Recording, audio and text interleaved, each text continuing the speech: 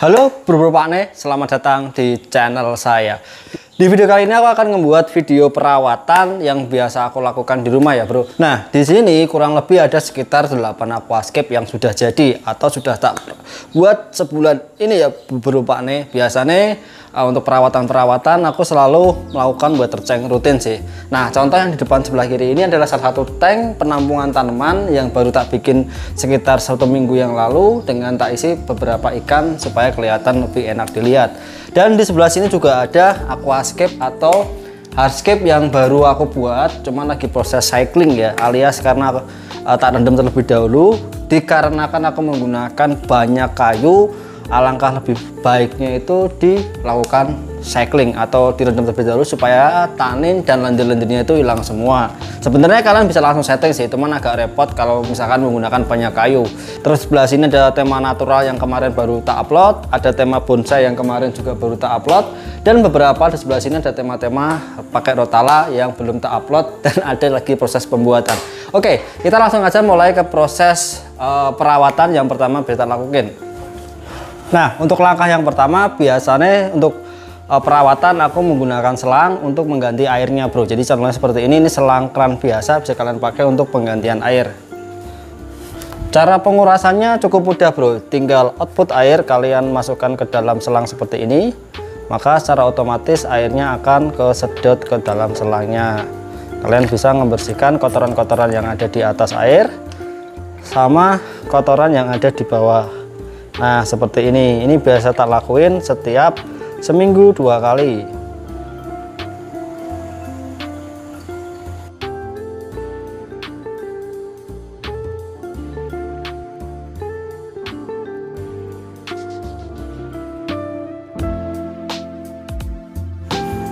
Di sini aku menggunakan busa putih untuk membersihkan kotoran-kotoran yang ada di kaca seperti ini. Jangan lupa di tanaman kalian tepuk-tepuk seperti ini supaya kotoran atau debu yang menempel di tanaman hilang.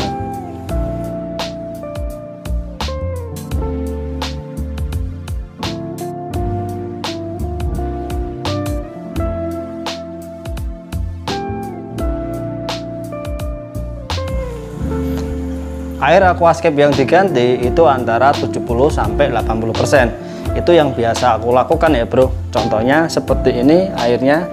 Tujuan penggantian air di aquascape selain untuk membuat aquascape kita selalu bersih, juga untuk membuang kelebihan nutrisi di dalam akuarium bro. Dengan kata lain, kita berusaha mereset kembali kandungan nutrisi dalam akuarium dengan cara melakukan penggantian air. Nah jika terdapat alga di bagian daun, kalian bisa membersihkannya secara manual terlebih dahulu. Yang pertama kalian sedot pelan-pelan seperti ini, membersihkan alga yang ada di daun rotala. Jadi pelan-pelan seperti ini bisa kalian bersihkan secara manual terlebih dahulu. Nanti sisanya kita bisa semprotkan menggunakan obat alga. Di bagian batu ada banyak keong, ini keong hama, bisa kalian bersihkan seperti ini manual terlebih dahulu. Nah karena nggak enak dipandang ya kalau misalkan aquascape kita itu terlalu banyak keong hama. Sebenarnya keong ini membantu kalian untuk membersihkan kotoran-kotoran yang ada di batu sama di daun, tapi kalau semakin banyak itu nggak enak terlihat oleh mata. Kalau dia sudah besar, dia baru memakan daun-daun tanaman aquascape kalian. Jadi kalau masih kecil seperti ini bisa dikatakan aman, tapi nggak enak dilihat oleh mata kalau populasinya terlalu banyak. Nah, bentar, kita matiin dulu filtrasinya. Aduh, pas cok.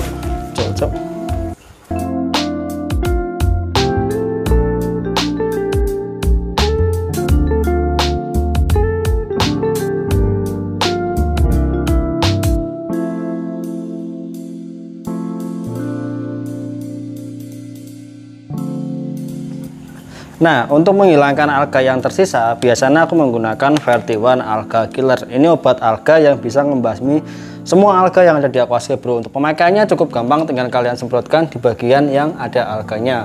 Terus kalian biarin selama 5 menit baru diisi air kembali. Obat Alga Killer ini aman ya bro, untuk ikan, untuk udang itu aman, jadi kalian nggak perlu khawatir. Nah sedikit tips buat kalian untuk pemakaian di daun rotala, jangan terlalu banyak, cukup pelan-pelan seperti ini karena daun rotala itu tipis, biasanya kalau terlalu banyak dia akan berwarna putih.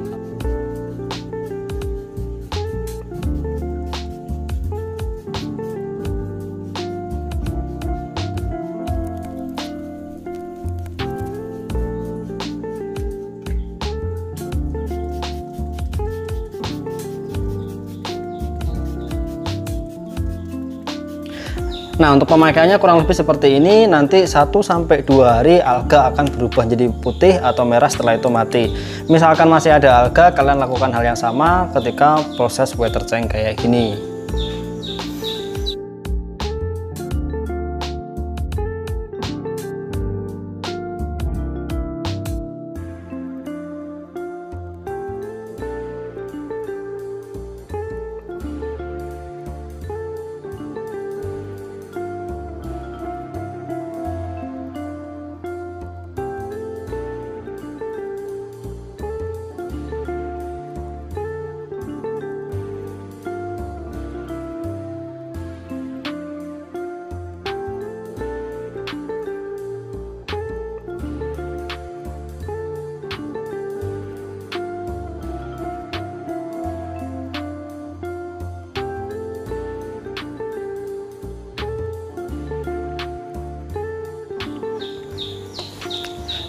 Nah, untuk membunuh keong sampai ke telurnya, kalian bisa menggunakan yang namanya Verti1 Snail Killer.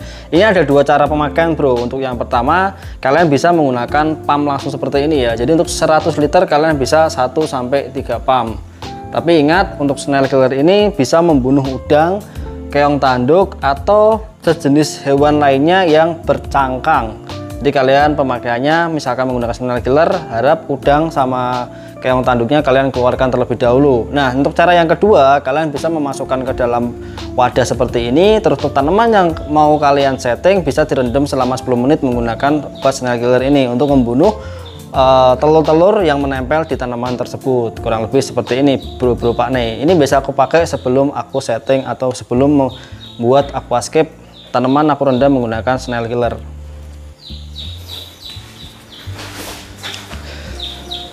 Nah, setelah water change biasanya aku menambahkan bakteri cair. Aku pakai Bio1 bakteri cair. Nah, fungsi dari bakteri cair ini itu adalah merubah amonia menjadi nitrit dan nitrat sehingga menambah asupan nutrisi untuk tanaman, dan juga bisa mencegah alga dan menjernihkan air. Nah, untuk pemakaiannya cukup simpel, tinggal untuk akuarium 60 cm biasanya aku 1 pump, karena 1 pump itu bisa untuk 100 liter air. Jadi 1 pump untuk tank yang ada di sini.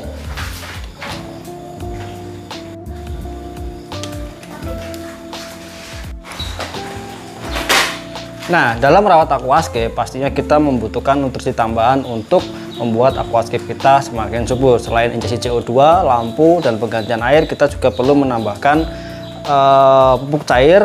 Yang pertama aku menggunakan Verti1 Macro Plus sama Verti1 Micro Plus. Verti1 Macro Plus ini mengandung unsur utama yang dibutuhkan oleh tanaman seperti nitrogen, fosfat, kalium, kalsium, magnesium, dan sulfur. Sedangkan untuk pupuk cair mikro ini mengandung pelengkap yang dibutuhkan oleh tanaman seperti besi, mangan, boron, dan lain-lain. Nah, pastikan kalau kalian menggunakan pupuk cair makro dan mikro itu berpasangan ya, bro. Untuk penggunaannya cukup mudah, biasanya setiap seminggu 3 kali. Jadi misalkan hari Senin aku menggunakan makro, hari Selasanya aku menggunakan mikro. Untuk dosisnya beda-beda. Untuk tank 60 cm biasanya aku 1 pump, untuk 120 cm aku 2 pump, dan untuk 70 cm aku 2 pump. Seperti itu, bro Pak nih. Cukup mudah kan dalam penggunaan pupuk cairnya.